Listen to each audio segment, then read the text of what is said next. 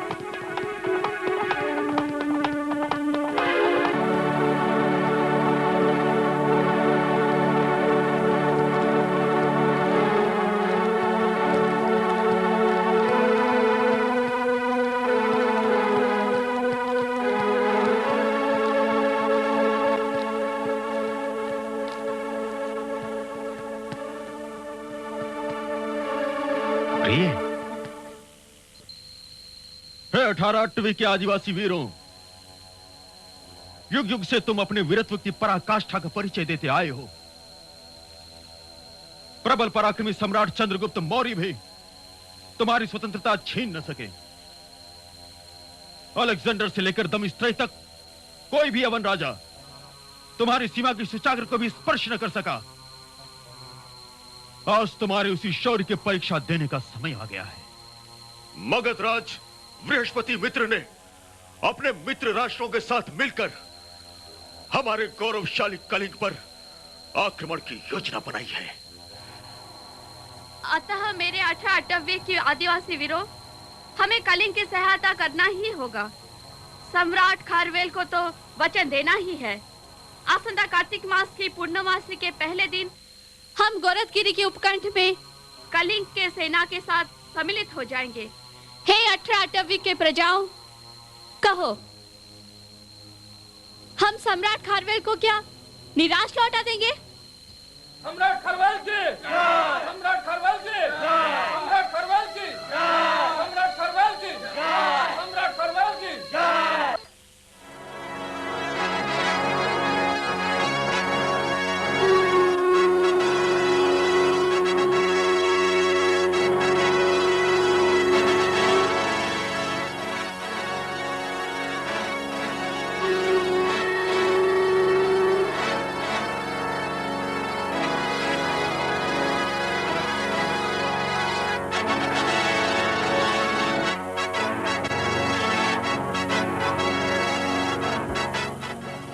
विजयी भवपुत्र सम्राट खारवेल की जय! सम्राट खारवेल की जय!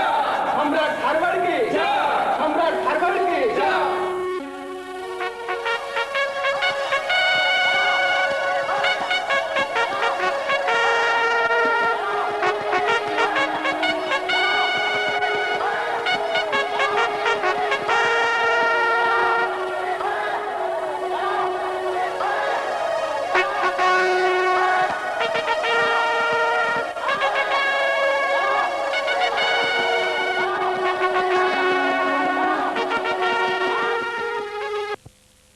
सम्राट खारवेल की सेना गोरथगिरी के तलहटी में डेरा डाल चुकी है।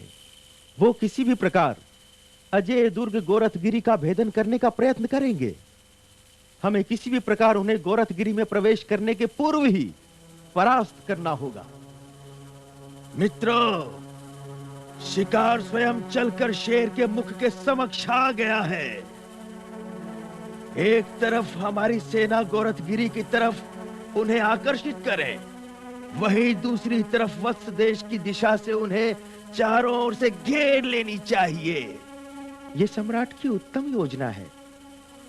वत्स देश ही क्यों, हम उन्हें चारों दिशाओं से घेर कर बीच में ही चटनी की भांति पीस डालेंगे। तो शीघ्र ही उन्हें भ्रमित करके छिन्न भिन्न कर दिया जाए। मगधराज की जय हो। कलिंग सम्राट खारवेल के दूत आपके दर्शन करना चाहते हैं। आने दो।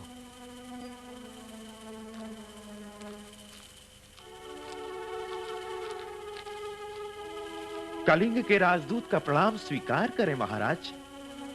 यह तो आपको विदित ही है कि सम्राट खारवेल दल बल सहित गोरथगिरी तक आ पहुंचे हैं।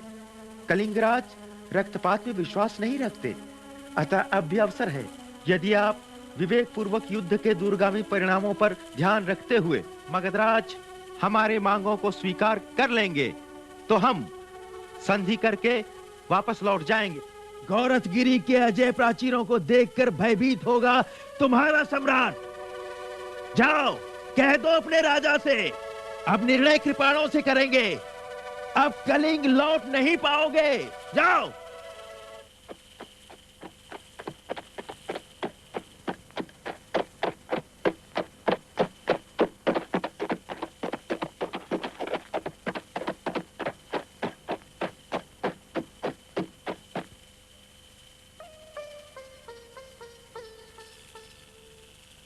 प्रणाम राजमाता। ये अचानक कैसे आगमन हुआ पुत्र? संदेश ये है कि जब महारानी सिंदूरी को ज्ञात हुआ कि कलिंग सम्राट मगध की युद्ध पर गए हैं, उन्होंने अपनी 18 अट्टवी सेना को पीछे से भेज दिया है एवं इस अवस्था में वो नहीं जा सकी, इसलिए उन्होंने खेद व्यक्त किया है। हाँ, सिंदूर बहन भी तो गर्भवती है, उनकी रक्षा करना भी तो उनका धर्म है। हाँ, ऐसे में तो उसका नहीं जाना ही उचित था। अपने प्रसव काल तक बहुत संभल के रहना होगा। प्रणाम।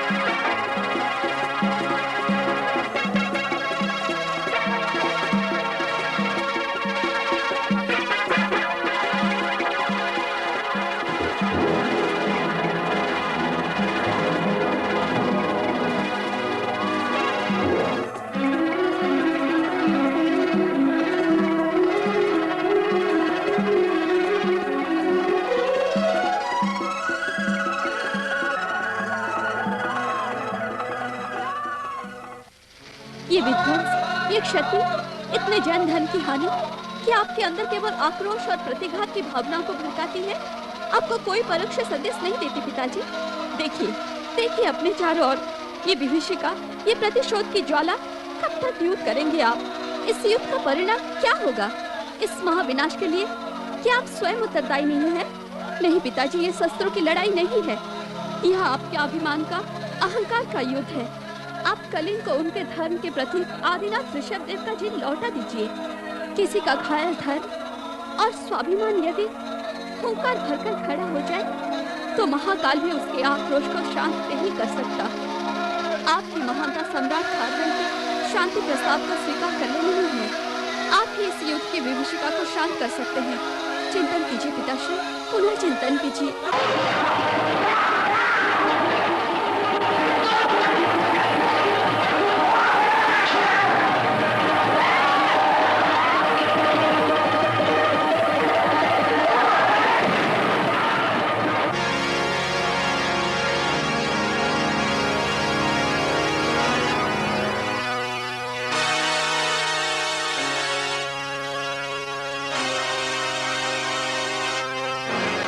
ये सूचना है कि सम्राट खारवेल पुनः गौरतगिरी को लांघकर राजगृह को लांघकर राजगृह के पर्वत पर महर्षि लोमस की गुंफा में डेरा डाल चुके हैं।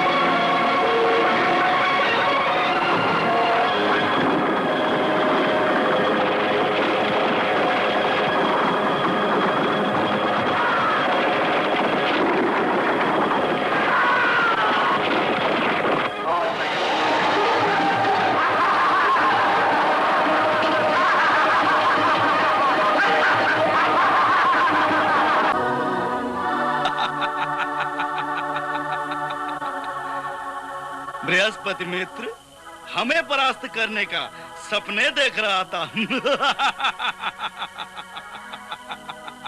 अब खुद ही परास्त हो गया।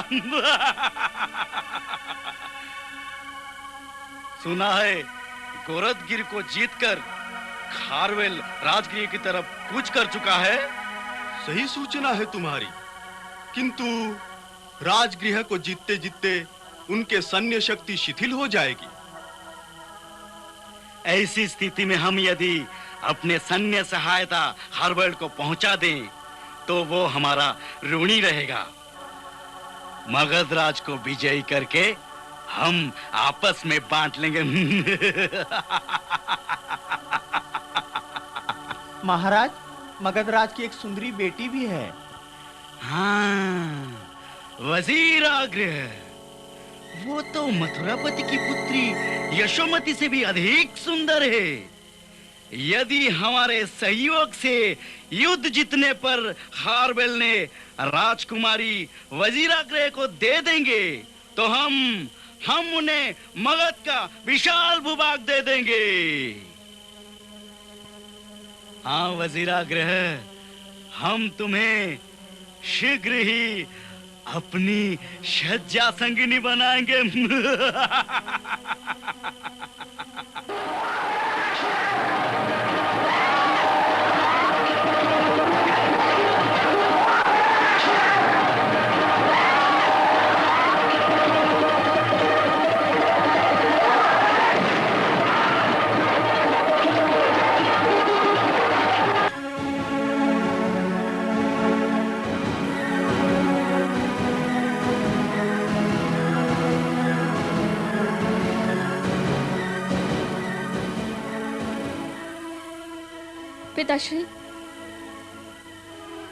पिताश्री, चारों दिशाओं में एक छत्र बना मगध अब वो मगध नहीं है।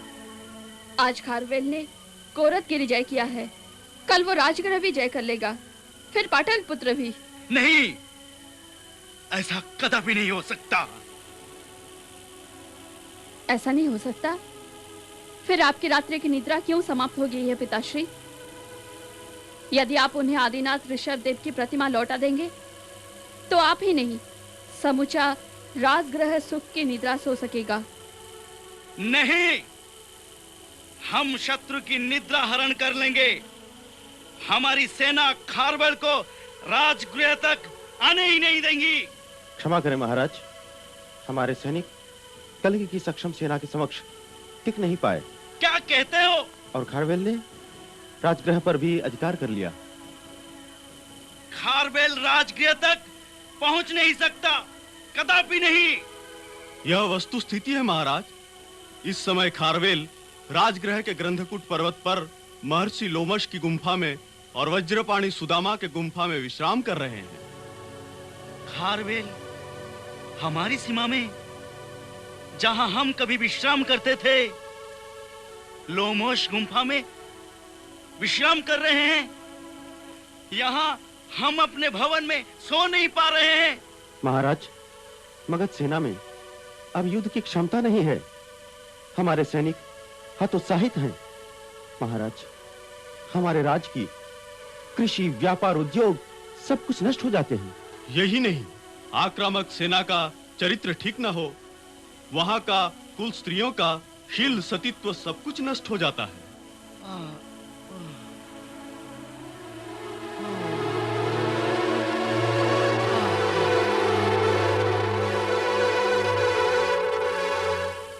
वर्तमान हमें बल से नहीं, छल से काम लेना होगा। कलिंग के सीमावर्ती राजाओं में हमारे अधीन गोदावरी क्षेत्र के मित्र राष्ट्र फिर कब काम आएंगे? सातवाहन की सेना हम पर घात लगाए हुए है। कश्मीर और तक्षशिला पहले ही स्वतंत्र हो चुके हैं। क्षमा कीजिए महाराज, अब ये संभव नहीं। हम भी आपकी इस नीति का समर्थन करते हैं। तुरंत हमारे मित्र राष्ट्रों के पास दूतों को संदेश लेकर भेज दिया जाए।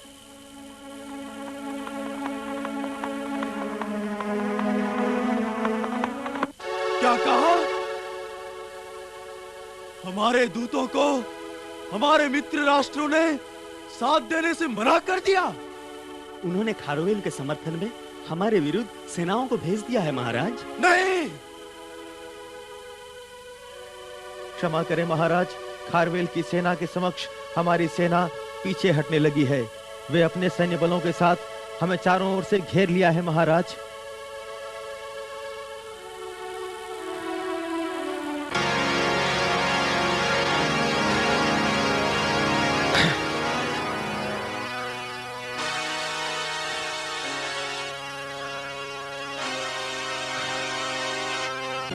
अब अगला चरण उनका मगध पर आक्रमण ही है।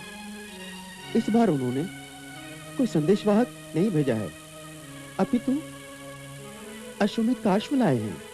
महाराज, उचित यही है कि उन्हें कलिंग जिन लौटाकर हमें उनकी अधीनता स्वीकार कर लेना चाहिए, अन्यथा हमारा धन, जन, बल सभी समाप्त हो जाएगा। अन्यथा जिस प्रकार वन में लगी आग में सारे वृक्ष जल जाते हैं, उसी प्रकार कलिंग सेना के दावानल में हमारे सारे सैनिक स्वाहा हो जाएंगे।